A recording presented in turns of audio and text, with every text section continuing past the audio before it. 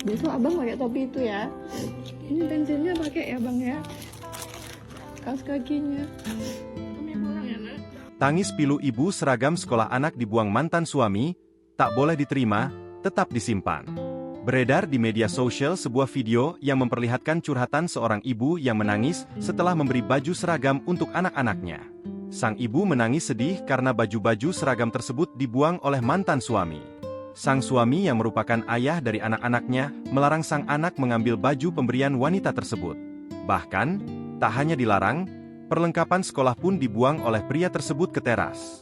Momen ini terekam kamera dan diviralkan oleh akun TikTok Akunevi 2101. Dikutip dari Tribun Sultra pada Rabu, 17 Juli 2024. Dalam rekaman video viral tersebut, terlihat kondisi perlengkapan sekolah sudah berceceran di teras rumah. Mulai dari baju, kaos kaki, seragam pramuka, alat tulis, dan masih banyak lagi. Barang-barang itu diduga dibuang oleh mantan suami dari si perekam video viral.